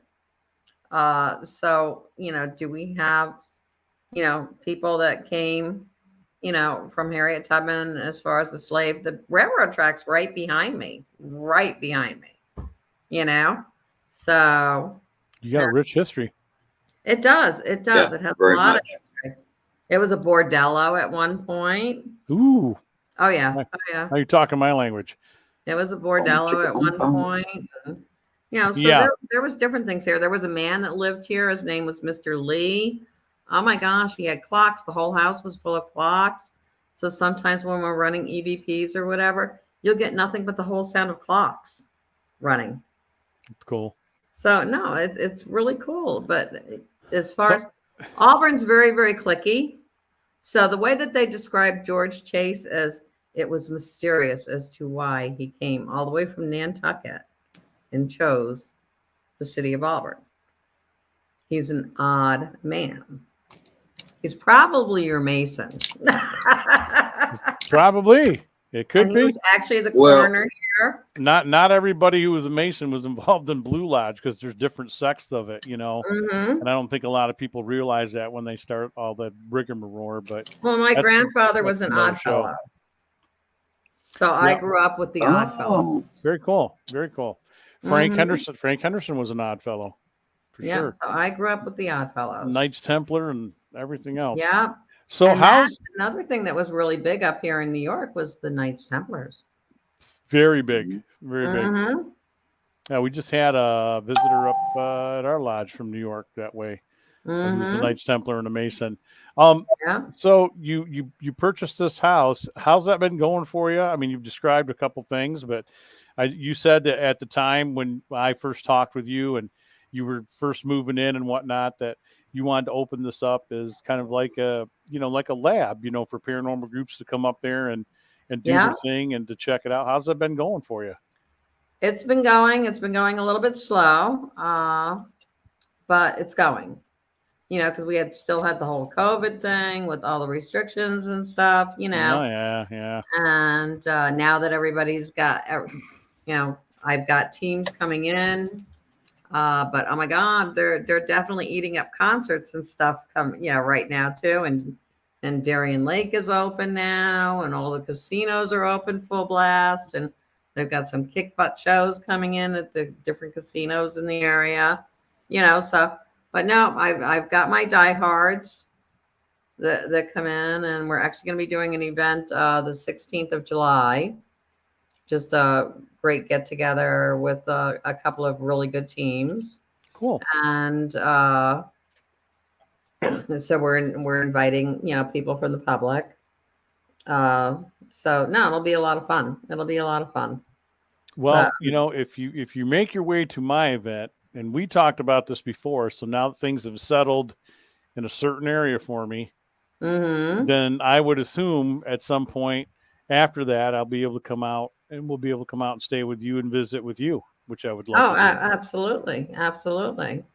Oh, there's no telling though. You know, I mean, I'm just along for the ride. You know, I'm just along for the ride. So whatever is going to happen, you know, because we really don't know where everything's going. You know, like I said, I've got kind of a little bit of insight, but I'm trying to hold that positive going on there. I mean, are things going to get rough? Yeah. You know, are we going to make it? Yeah. Americans are tough. You know? Oh, yeah, we are. Yes, we We're are. tough. So, Yes, we are. Yes, we are. no, We we're tough. are a resourceful lot. Very, very, you know, so it's going to be okay, you know? So it's, I agree with you. I agree with you. But you know, I'll still make the effort regardless. I would because still I had walk. said to my daughter, I said, I want to get a wood stove. And she's like, Mom, you can't. The county outlawed them What? last year. But people can go. But get this. But people could probably go. I've But they got can all go. these flues where I can hook up wood stoves where there was wood stoves, but I can't put a wood stove in the house. But all the places in your community, all the places in your township, in your community where they can camp, they're allowed to have fires. Right. But I can't get a wood stove for the house. What? And Yeah, but you don't put fire in your. Well, I do, but I mean, well, you know, I'm I can like understand if it going- was an insurance thing or something, but come on. Oh, well, you would have died laughing. I got the kids a pool. And it's only 30 inches. Okay. 30 inches. 2.5 I'm not feet. bragging or anything. It's only 30 inches. So, anyways, I turned around. Anyways, I turned around. So I called. My daughter said, well, you better call the city and make sure that you don't need a permit. I said, why would I need a permit for a kid's blow up pool? Yeah, on your private property of all things. Oh, no. I got to have a permit. What? Because it's 30 inches deep and I have to have a 4-foot fence all the way around it. Oh And my God. I'm like Okay. going, oh my gosh. It's somebody may drown in it. Exactly. But you can drown in a friggin' mud puddle too. Christ. Yeah, You know? yeah. Let's get Yeah, real starting here. to say. Surprised they don't make you Yeah. put a fence up around your bird bath. Right. You can drown in your crazy. liberal tears. What? You know, What did he say? Billy and I always lived out in the middle of friggin' nowhere, down in the hollers or whatever, and we never had to ask anybody for anything, you know? But you know, you're a better person than me, Lorna, because I'd have been telling them over the phone, like, well, you know, every stream and creek and river you have in this state, this community, this town, this township, better have a 4-foot fence around it. Isn't that crazy? Drowning that easier than you're going to be drowning in my kid pool in my yard. Well, I was laughing because of the fact that God. I know about the fencing industry, right? So they're telling me, oh, the fence has got to withstand a 200-pound pressure. I says, oh, so you mean for a $30 pool, I have to put up a fence that's going to cost me $400 or $500 because it's got to withstand So now 200 pounds of pressure. Now your pool is a $400 or $500 pool, right? I know. That's knee high. Okay, please. Oh my God! Oh my God! And you know, it's really funny. We didn't need a fence up around our livestock trough where we used to swim at. Exactly. And it was up 30 inches deep. Just I when grew up think in Tennessee too, dear. Well, I started off in Tennessee. Oh, cool. What part? So, What right part? smack dab in between Nashville and Chattanooga. Up on top of the that's the Cumberland one. Plateau, right in between Crossville? Crossville and I know Pikeville. Crossville. I know Crossville very, very well, and Cookville, and We yeah. are we're 12 miles up the plateau from Crossville. Okay. Okay. Yep. We used to go camping up there all the time. Yeah. Right my up husband- Lantana Road. Yeah, I know exactly where Lantana Road is. Mr. Dixon's Flea Market. Oh my God. The flea market there in Crossville? Oh yeah. Yeah. y'all was neighbors from way back. No shit, right? That's cool. It's a small world. It's a small world. Mhm. So I hope that we see you. I hope that if you are able to make travel arrangements. I already gave my daughter a heads up. I know Oh. that it's my grandson's birthday, and I told her, I says, well, I says, if I can find one of my friends that's crazy enough and wants to make that 7-hour road trip, we'll have a blast doing it, you know. Oh yeah, have a party. So And well, you she's can Oh, cringing. bring your grandson. He'll have you fun. can continue the party when you get here. I promise. She's cringing right now because of the fact that I keep on threatening to buy another motorcycle. Oh no. Who's going to drive it? Well, the way I look at it is Who's going to drive I it? can see between the mayonnaise and the mustard. As long as I got that mayonnaise and mustard, I'm good. You heard it here And- first, folks. That's good. And I got the universe by my side. And like I said, you're not going to die unless it's your time. Right. So, you right. know. Right in. As long as you keep it between that mustard line and that mayonnaise And line. that mayonnaise, man, you're good to go. Exactly. I like how she know? put that. That has way many So- different meanings for me. My daughter's like cringing. She's like, Mom, you can't do this. And I'm like, I said, you know what? I says, I drove tractor trailer all over the country. I says, I rode motorcycle all over the country. I said, I've never gotten a ticket. Never once gotten a friggin' ticket. I can just see it. She can come rolling up on her motorcycle and be like, hey, And who's your so, guilt? so she is who's your cringing. girlfriend She's like on the totally motorcycle? cringing. Like, She's that's I Lorna. keep telling the wife I grew up in a motorcycle household too. Since I'm losing my vision and I can't drive anymore, I said if I do ever get another bike, and if I ever get rich enough to get another bike, I'm going to build a rat trike. There you go. That That's way, what that way, if I forget to put my foot down at stoplight, we're not going to fall over. you're not going to fall over. You're good. Yep. Uh-huh. Well, I had to laugh Thank because God I can still see. I'm just well, saying. I was laughing because I said, well, I said, if I buy anything, it's going to be old. I said, because I want to be able to work on it. You know, I want to be able to pull those jets out of that carburetor and blow them clean and drop them back in, you know, in case I got a little trash there. I can work on an old bike. These new pieces of crap, they're not even bikes. No. I No, love I this want- lady. Same as new cars. If I bust a chain, I want to be able to slap it together on the side of the road. I don't want to have to wait and go get a new belt. Okay. No. And besides if I bust a I chain, want y'all better be wearing raincoats. What? yeah, they go, oh, that belt is a nice, smooth, easy ride. Well, what the hell do you want it smooth for? Then you're not riding. So Yeah, right. girl's got to have her fun on the bumps. Come on now. you're not riding. Right. Yeah, Give me- Harley Davidson. give me you a- don't rub them up all the time for looks. Give me a Oh. set of highway pegs and a set of ape hangers, and I'm a happy boy. There you go. There you go. Yeah. My husband and I, we did the whole United States on old. I don't know if you're familiar with the Paco frames from California, the old Paco frames. Yep. On an old hardtail. And took 2 years and we had a blast. I still actually have the Atlas. And you know what? He passed away at 56. And I would do it again. God I would bless them. totally do it again. God Because bless him. I have memories that nobody else has got. I feel that way at my age, Lorna. I've said the same thing. I haven't done probably as Yep. much as you have, but I told him I'm 1 year away from 60, and the things that where I've Oh, you're a traveled, baby. where I've traveled and what I've done, I have done a lot in my lifetime. So Mm-hmm. what's that? Yeah, Mama's right here. Come in and say hi. Hey. She's right here. Say hi. Hey, There's girl. Lorna. She's saying hi, girl. Hey, But yeah, I'm halfway to 60, as I was corrected. Yeah, Halfway to 60. Okay. Okay. halfway to 60 and already to 70. I'm telling Physically, you. anyway. Physically.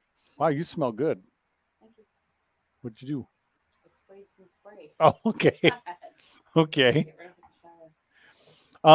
Yeah, so back to what we were talking about. What you've kind of already outlined the future for us. Do you get anything off? There's Luna. There's our corgi. Mhm. Troublemaker. no. Um, Oh, she just gave you the FU, bud. I know, right? You went in She's for the on kiss. me. She's like, Oh, dude, she's on me all the time. I get plenty of kisses. I'm home with her all the time. So what do you see for me? Is anything jumping out, standing out, sticking out?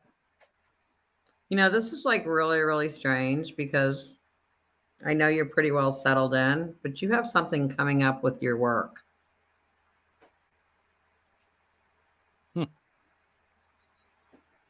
So I don't know what's going on with your work except for the fact that I know you're up for a change. Does that make sense to you? Yeah. Yeah. Well, I'm doing the global ghost hunt thing, but I don't Mhm. know that that's any kind of prosperity. I'm retired now. Right. I haven't worked in forever, but I don't know. I'm continuing. I'm continuing. the Bigfoot expedition. You're going to get 8 I'm at the Bigfoot expedition. Is that what? Okay. on the big.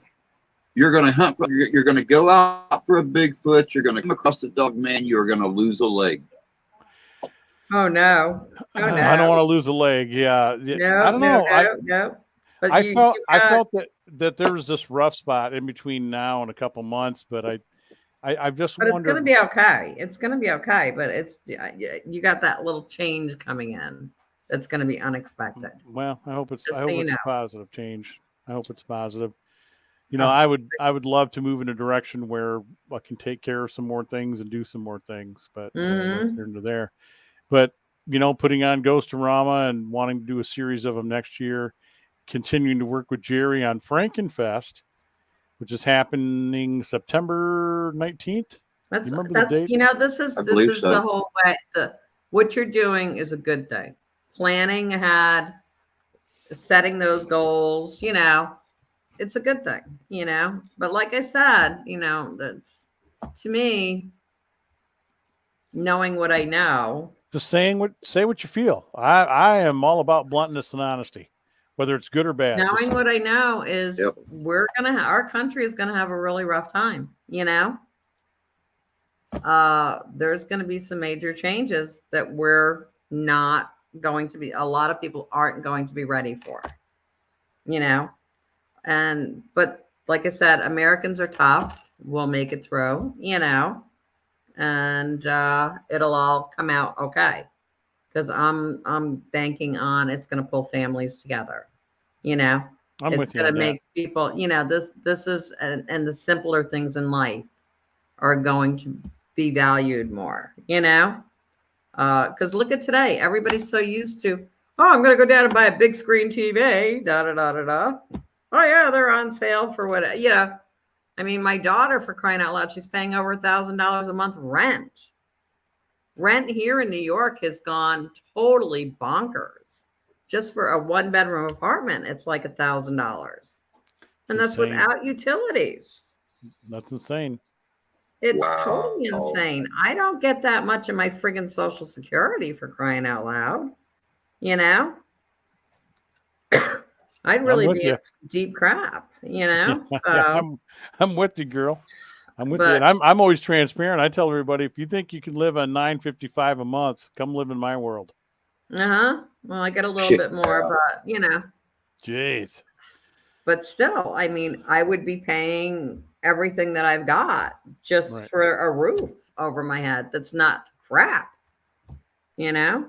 So I don't I know, do. you know, that's my daughter. She's like, I'm going, What- yep. I says, you know, I says, if everything keeps going the way it's going, I says, Mom's just going to get her motorcycle and throw a sleeping bag and a little pup tent. And Off you go.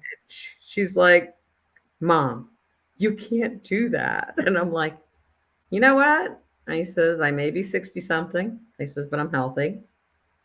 I'm active. I hike every day. I hike every You single look day. you You know? look damn good. So I wouldn't worry. And I Yeah. don't dye anything. I don't do makeup, you know. I So no, know. I told you before. You're the gilf that everybody wants. so If you don't know what that is, folks, look it up. If you don't know what that means, look it up. I even So cut my own hair. I don't even go to the beauty salon. I even cut my own hair. So no. your hair is beautiful. So what's next? What's next for Lorna? What's happening that's new? Any outside the July thing? Anything else going on that we should know about? No, I'm just kind of like winging it and just letting the universe, you know, like I said, thinking about coming up and visiting you guys, you know, so Yeah. that's gonna be fun. Do you I've still? been really staying close to home because of my daughter and because of the grandkids and with everything going on and just you know, the boys are getting a little older now. They're going to be starting kindergarten and pre-K, and Madison's third grade now. So, but I just kind of been staying close to home because of the kids, you know. Yeah, me too. So, My grandbabies are a big part of my life for sure. oh gosh, I get what you're saying. absolutely, Yeah, it's absolutely. our And I have legacy. to laugh because we got that whole generational gap thing, Yeah, and it's really odd. And I mean, I love my daughter. She's highly intelligent, you know, but there's some things they just don't get, you know. my kids are the same way, There's some Lorna. They're things the that they same just way. don't get, you know. I'm thinking, these aren't the kids. Are these the kids that I raised? Because yeah, they're out of tune with a couple of things. There are But some things that they just don't get. So if no, something like actually really happened, they got to learn on their own. well, I always say you got to let them skin their knees. Yep. But Yep. you know, it's My- I kind of feel like the one that needs to kind of watch out. Living in My Tennessee, like I can cook a mean ass squirrel, homemade biscuits and gravy on a wood stove, you know, pot of Ooh. beans all the time, you know, some cornbread. Yep. That's my stuff. But Oh. the whole thing is You getting a little hot under the collar Kids- over there? Oh. kids Talking your language.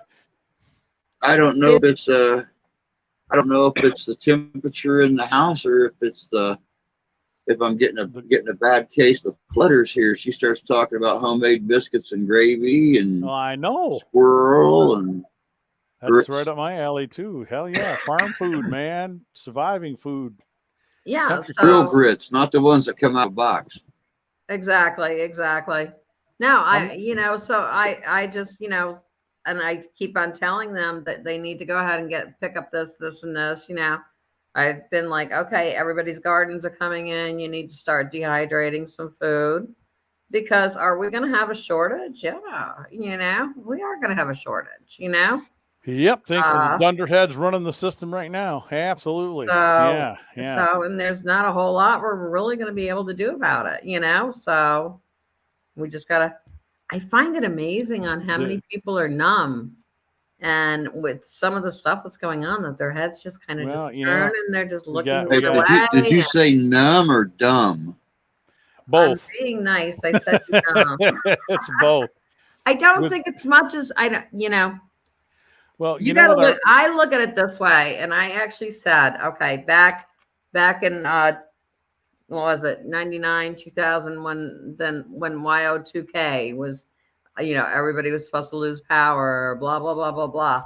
I prayed for it to happen. I did. I prayed for it to happen. Hell, I had no problem. I had a store. My cash register was manual, you know, so I Yeah, wasn't we need worried to about my reset. cash register. I was good. I get what What? Lorna's saying. You hear that, everybody? I get what Yep. she's saying. I was screaming at the top of my lungs. You guys don't know how to use a pad of paper and a damn pencil? Oh my What God. I had the a hell's little wrong with waitress. everybody? I had a little waitress that had just graduated friggin' high school. Power went out.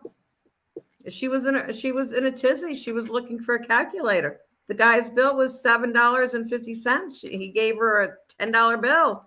She didn't know how to make change without a calculator. Oh no. And I was like, oh my no. God, you know? Yeah, I hear you. You know, it's really So- funny too that she mentioned Y2K. I was working security just west of Houston when the clock rolled around at midnight from 99 to 2000. We were unarmed security. They armed us because the facility we worked in had a key bank, a main branch. It had a Scottish oil company. They all had safes. The doors were all electric. They thought for sure when that clock rolled over, everything was going to automatically unlock and open up. The safes, the vaults, everything, the gates. And yeah, people freaked out. Shell Oil Company. Shell I used Oil to have Company. a lot of kids. I used to have a lot of kids come into the shop. Okay. And this is the mentality. This is the mentality of people. The kids would go, the world's coming to an end. We're going to have YO2K. The world's coming to an end. I was like, you better get your ass back in school because the world's not coming to an end. Yeah. Okay. My mother and I were talking the Nope. other day. Mom's 86 years old. She says, oh my God. She says, like, I can remember going to church every Sunday. And everybody's always talked about the world coming to an end. I says, Mom, Right. how many times do I have to say? It's coming the back. world is not going to come to an end. Yeah. It will end as we know it. But this is really an important thing. Okay. Computers started coming into people's homes, into homes across the country in 1998, 99. Okay. Look at the damage. Look at the damage in less than 30 years Oh, there's a lot. Mhm. that the internet has actually caused. I can live without all of it, And including this is actually doing the show, exactly. I walk out of the house. I have to laugh. My phone's an old flip phone. It don't do all I that remember crap. that. Yeah, from last time we talked. Yeah, my phone is an old. My I still mom's have the same damn- too. I still have the same damn phone. Okay. And it's like, and I actually do. I'll walk out of the house and forget to take it with me because I'm so used to having a phone that you friggin' hang up, Yeah. which I do have one of those in the library. Yeah. So my granddaughter will say, Grandma, can we Skype on the phone? And I says, Grandma's phone doesn't do that, sweetheart. Can't So- do that. Yeah. Yep. And I'm that's like what I telling said. Would people really know what to do if you took all this stuff away from them? I'm good. I'm like Drew, I'm a bushcraft guy. I'm a survivalist at heart. Exactly. I know how to fish. I can hunt if I need to. Got my guns and I'm ready to go. I know I can tell the distinction between clean water and not clean water. I mean, I know how to If do it. it's Well, yellow snow, don't eat it, right? yeah. Well, All you need is simple sand and charcoal to filter river water and Exactly. make it drinkable. Mm-hmm. yep. Exactly. Yes, After sir. it runs through the cistern, you put it on to boil it and it cools down. Chug a lug, but it's good. It's healthy. It's pure than anything you're getting out of your tap these days. Exactly. I told my wife today, if they put any more fluoride in our water, my bones are going to metabolize. I feel like I'm drinking Crest every time I get a drink of water out of our damn faucet. It's like, come Yeah. on, seriously? I'm on a Is it well, that brother. I polluted? don't You have gotta- that issue. Oh, I I'm on envy a you. well. I'm on a I'm well. telling you. I It's bad. I'm a coffee used to maker, actually, but I like to drink it. So I'm a coffee girl. I'm a total coffee girl. But I'm also I keep a bottle of whiskey in the house. whiskey and a So- cigar. Woman, I'm telling you, I really love this woman. If I could Yep. have two wives, I'd do it. Just saying. You know, So Dan I'm rough mentioned hot, man. his. I'm rough on men. Yeah. I've already buried 3, so I'm not looking for another one because y'all cost me money. It costs money to bury your asses. Now, Yeah, you ain't got to keep me. Dan, I'm just saying. You know. Dan mentions being a coffee drinker. You see what's sitting right there. uh-huh. What's I in got there? one of those old percolators. Every morning at 3 o'clock, I come in, fire that puppy up. When I walk back in here at 4 a.m., I got a gallon and a half of hot coffee just waiting There for you me. go. Did you go through your gun barrel already? Oh, but that gun barrel has been gone for Damn, over 2 months. I'll get you more. I might even send a bag to Lorna, have her try it Oh out. God, absolutely. I am The best coffee I ever had. the stronger the better, though. I'm gonna tell you. We're drinking a coffee right now, which is it's whiskey infused coffee that my wife picked Ooh, up. It's some good ass shit. nice. Oh Nice. yeah. You don't want to I drink don't that like before you go that. to I bed. don't like that foo-foo crap. I'm not a foo-foo girl, Oh, so me neither. that's if Talk I about have the best of both worlds. Coffee and whiskey infused together. if I have whiskey or whatever, it doesn't get soda mixed with it. It's great. Me No. neither. I'm neat. Yeah, straight. Mhm. People like, you want a shot of water with that? Some ice cubes? No, Like, no, no, no, nope, no. Now, can't do it. hold on before we go off on some kind of a wild tangent here. I think Everybody Dan just knows. control your horses, everybody. Yeah, I think Dan knows. Every day I start off with either ice cream in my coffee or something. 2 cups. After that, it is straight black. And I'm talking about stuff that'll take the paint right off your furniture. Yep. That's my kind of coffee. Yep, Navy coffee. That's what we called it. It's all good, man. It's all good. Mhm. So Hey, when outside of all it this, wasn't cleaning the barnacles out of your belly, it was cleaning the barnacles off the hull. Mhm. it keeps the barnacles off your. Anyway, got to watch what I'm doing. We're on a show here. So Lorna, what is next in your adventures? Do you have anything planned? I Anything? really don't. I'm just kind of rolling with whatever the universe is dishing out right now. Right. You know? Right. You still have clients come to you and still Oh, do sessions? definitely. Yeah. Like I said, I don't advertise heavily. It's weird. I have people that come see me from all over the country. Very You cool. know, they'll call up and go, Miss Lorna, you know, could I? So they'll drive up here from like New York City. I get them from all over. So no. I think New York's more like a foreign world to me than it is a city. Oh, I'm telling you. Some of the people I've met from New York. I'm telling you. Chicago's no different. Yep. I've always wanted to go to New York Well, once. I was raised in New Jersey, so you know, as a kid. So yeah. New Jersey, definitely. The Jersey life. Yeah, Oh, speaking of Jersey, how about that Jersey Devil? Oh yeah. I grew up with all the Yeah, that still makes headlines. People still talk about that. absolutely. Well, you know, one night we were sleeping and my brother had woke up and there was something standing by the window and it was like glowing green. My dad even seen it. My brother was like screaming, you know, and my dad seen it and he ran outside and he caught a glimpse of it, went to go chase it, and it just totally disappeared. Crazy. So Jersey's always been kind of like weird. I mean, growing up as a kid, I've lived in some pretty active houses and being sensitive the way that I am. Oh no. I just like cover up my head. Go, okay. So what's your consensus? I mean, working in the realm that you work in, and honest answer, you know, before we close out the show here, what do you think most of the ghostly activity is more or less on a less harmless side than what TV and the books make it out to be? Because I'm talking absolutely.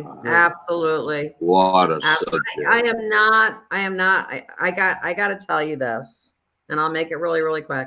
I had one of the psychics here in town got a hold of me, and I really appreciate the fact that she did because she got in over her head. And I was a little bit upset because I was in the young man's bedroom And there was actually a portal in his bed, and there was an entity in his room. But this wasn't what was causing the problems with the house. But I wanted to go ahead and get that portal closed in this young man's bed because it was giving him a lot of anxiety and everything. I had to this entity to go back into the portal. I closed it. I didn't want to trap it, you know? And it wasn't evil. It was just someone from another dimension.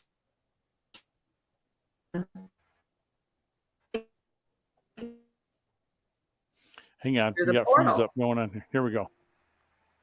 And I was like, this woman actually, someone, right. I said,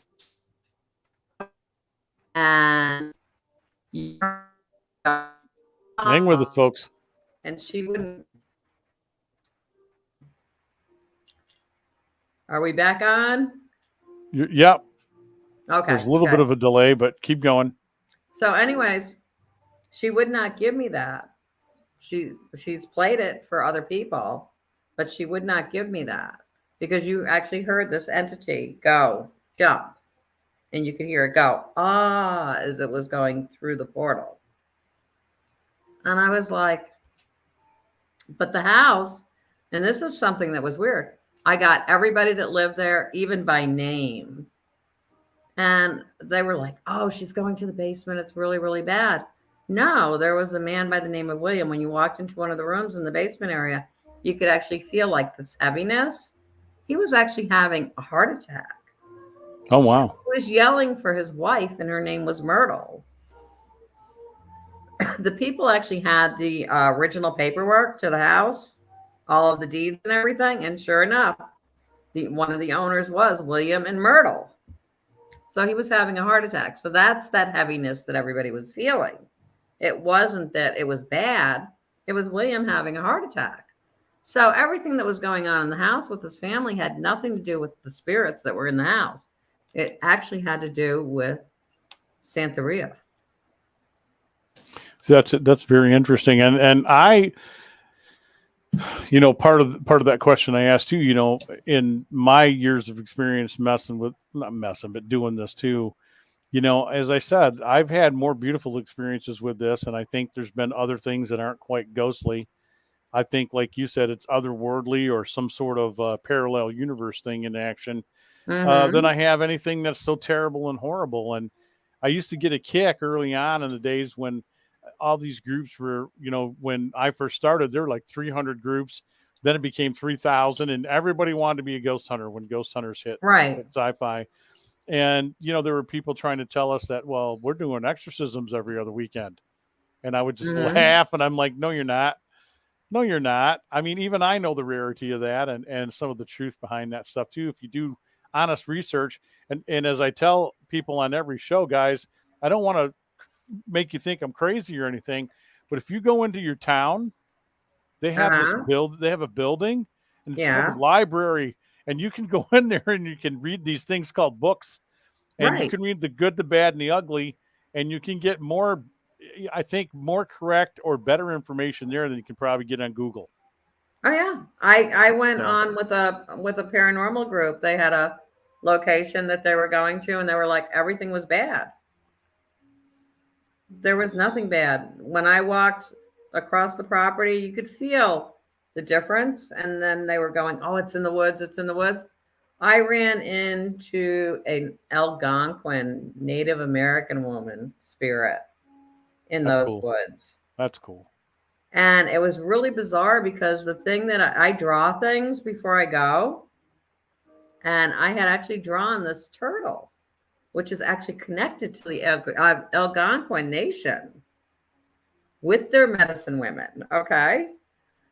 And they were like, oh, this child's seeing this demon up over his bed at night. And no, it wasn't a demon. I gave that little boy a pad and some color markers. And I said, here, go draw Miss Lorna. I said, what you're seeing up over your bed. And he came out with it. Nobody knew I drew this turtle. And he drew the same damn turtle. That's what he was seeing up over his bed. It wasn't a demon. It was a turtle. And it was so bizarre Wow. because the whole thing with the And spirit where's this at, Lorna? here in New York, here. Actually, the team got upset with Okay. me because of the fact that they were expecting a demon, and it wasn't a demon at all. The people actually had an electrical issue in the house. So there was like majorly high EMFs, and the man's grandfather was trying to let him know that he needed to get an electrician in because the house was ready to burn down. Yep. Unbelievable. So you got to be really, really careful because it's not, I'm not the girl that's going to jump to demon because we have entities that come in from other worlds. They Oh, all get the time. trapped. Yeah. And what happens when they get trapped? They're going to act out. So it doesn't mean that they're bad. It's just that they're lost. They can't get home. So then they need somebody to come in and open up that door so they can go back. Yep. I've had the similar And you know, experience working with. No, go on, Dan. I had a similar experience working with a group north of here at a hotel called the Hotel Constantine, not Constantine, Michigan, but it's north of here. And same thing, he brought in this group and then he had been working it and all they had to say was nothing but negative this and demon that and everything was horrible in the place. The place had a fire and different things, but I was not getting that. And I was very sure of myself. And I think like you, I was very correct in what I was picking up on and what I was reading. And they just wanted everything to be negative. Uh-huh. And they didn't like me because I said, well, I hate to burst your guys' bubble, but I'm not feeling it, man. I'm not feeling negativity in here at all. I had to laugh. I had a girl over here the other night that was here for a ghost hunt, and her and I had actually gone on an investigation. Oh my God, 10 years ago together, and with another team.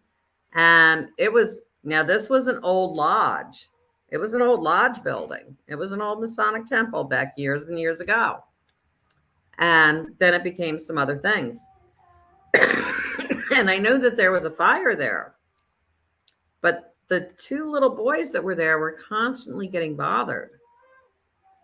And I knew the man that lived there was a pedophile. Oh boy. Yeah. In a prior life. Okay. And when I got upstairs, I ran right into him, right in the hallway. And I said, oh, so you like messing with little boys?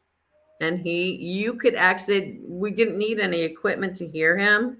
You could literally hear him. They even heard him downstairs when he told me F you. And of course I went, oh, F you, is that all you have? I'm from Jersey. That's like used in normal sentence in New Jersey, I said, F you, is this all you got, And then the guy that was standing with me, he says, you like messing with little boys? Come on and mess with me. And he actually pushed him physically. Oh boy. So dealing with that is a whole different ballgame. But I have my own way of dealing with this. Yeah, I've had spirits actually respond when Peter and I would be working together. He would be like, do you know why Lorna's here? And they're like, yeah, to get rid of me, They knew. They knew. They knew. It's real funny that you mentioned that because it's just here a couple weeks ago. I actually released a video about the competitions and the assumptions that go along with paranormal investigating. The fact that a lot of these TV shows now, I'm not going to mention anyone in particular, but a new show started this season. They're on like the 5th or 6th or 7th episode now, but every house they go into, it's demon, demon, demon, demon, demon, demon, demon. It's like, haven't you never ran across just a pissed off spirit? Well, that doesn't make ratings, dude. And angry. Yeah, that doesn't sell the commercial time and the ratings. It's that's not a secret. When I worked with John Tenney, who used to be on Unsolved Mysteries and worked with OA&E there, the paranormal class guys. He quit those shows because of that. He's like, listen, I'm tired of the producers coming in here, executive producers telling us that everything's demonic and everything is evil. We go into a place we're not getting anything and they want us to tell stories. And, if we don't, they move on to another thing. And they were not only hurting, I think, integrity of what we are all doing, but they were hurting a lot of families at times when they would do houses too, because some of the families came forward, still do, about some of these productions and say, listen, that's not what went on in the house at all. This was all, a lot of this was done for production quality and parts of the show. So Mhm. I'm with you. I hate that kind of stuff, but I'm with what Lorna was saying. I've encountered what she said, which was, I've told people that I've encountered a-holes who were Mhm. a-holes in life, and they're still the same. They haven't moved on because Exactly. they're afraid to be judged. Some of them won't move on because of the shit that they've done. Excuse my French. And I felt the same way. I'm like, listen, it didn't chase me out of the house. I had on with it, and they either stop talking to me or I just walk away from it. It took a long Mhm. time to find people like Lorna and other people in my life that I knew had the real deal, and I respected what they did, because so many people claim to have all these different answers and gifts and stuff, and more than not, they're out to make a buck. They don't have anything, or they believe they do, but I think they're lost. I think that they miss. I don't. Some of them do it on purpose. Some don't. They want it so bad they think everything that happens is a sign, and I'm just an a-hole about some of that stuff. I had people try to join the group that said they had certain connections and could, like Lorna has, and I would put them through tests. And I said, listen, I'd be very upfront with them. I'm going to test you, and I'm doing this not to be a jerk, but I got to know that you have the real deal. If you don't have the real thing coming on, then I can't use you in this group. And Because the way that you put things out, like if I'm doing a gallery, I did a show, a stage show, and I actually out in the audience, I actually had a murderer in the audience, oh no, and his victims were actually coming through. oh no, And rather than to Wow. say anything to the gentleman, the only thing I said to him was, "You, sir, you were responsible for a lot of people's lives." And this man was like in his late 70s. He wasn't in good health. This was something that had happened in his younger day.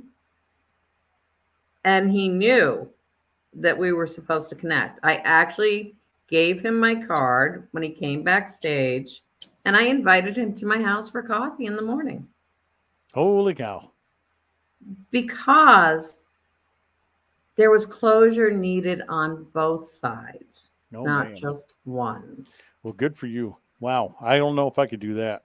There was closure needed on both sides, not just one. And on several occasions, I had one young girl sitting across from me, and her rapist came through, Oh man. and he was apologizing. There's no way I would have known anything about any of this. When you go to a medium that's actually a true medium, you don't know who's going to come through. You're not That's necessarily going to correct. hear from the person that you want to hear from. That's correct. This is You're going to hear from the person that you need to hear from. That's And almost that girl got up and she started to run. And I said, baby, no, sit down. Don't run. Don't run. I says, we got to do this. And it totally changed her whole life from that day forward. yeah, that's almost a trigger for me, because I was working with a lady, real nice lady, and we were doing her house, and her dad came through, and I'm minding my biz. I'm trying to read the house, and because stuff was going on in the house, right? Mm-hmm. And all of a sudden, there's this. I sensed this gentleman there. Said his name was Carl. I can remember it like it was yesterday. And I told her, and she looked at me with so much hate. And she's like, that's my father. And you can tell that bastard that he can go to hell. I have nothing to say to him. And I'm like, whoa, you know? And I said, well, he just wants to let you know that he wants to be forgiven. And she goes, I'll never forgive him because he had been molesting her and raped her. Mm-hmm. And she told me all this stuff. And I told Carol, it's like, I'm really sorry, I'm so sorry, but I can't, I'm not responsible sometimes when people really, really, like you just said, they come through and they have a message. And that one was harsh because I had no clue he'd done that until she brought that up. Mm-hmm. And to this day, that kind of, it's a little bit of a trigger for me. And my daughter's gone through some hardship, which I hope that, she someday gets better with it. But it's a rough spot, and not all these people want to hear from their dead relatives. I've been in that position before too. But I want to thank you for being here and taking the time out with us. And we've put in 2 hours. Who knew? Definitely. What? Who knew? It's been 2 hours? No way. Yeah. Yes, We got to ma'am. we got to do this again. We got to have you on again for part 2 and talk about more right. ghosty stuff. Do you promise? Promise. Yeah. Now that my internet's fixed and my life is back where it needs to be on a level. Mm-hmm. All right. Look at that smile. She's got a beautiful smile. Yeah. My goodness. The thoughts. Right. All right. Do you have any final words for people out here? Just roll with things. Don't keep overlooking. Just trust your gut. Trust your own instincts. Don't go running and blowing things out of proportion. The universe is going to hand you whatever you need. Just put that trust there. Yep. And trust yourself, Yeah. And I think the only person you should compete with is yourself. Exactly. Yep.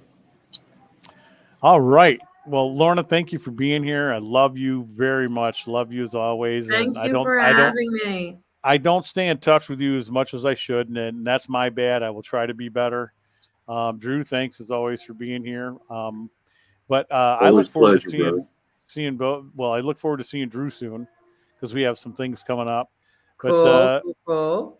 oh yeah, we got Bloomingdale and some things happening. So, and those of you out there, I'm more concerned with our meeting at the lodge next week than I am Bloomingdale's.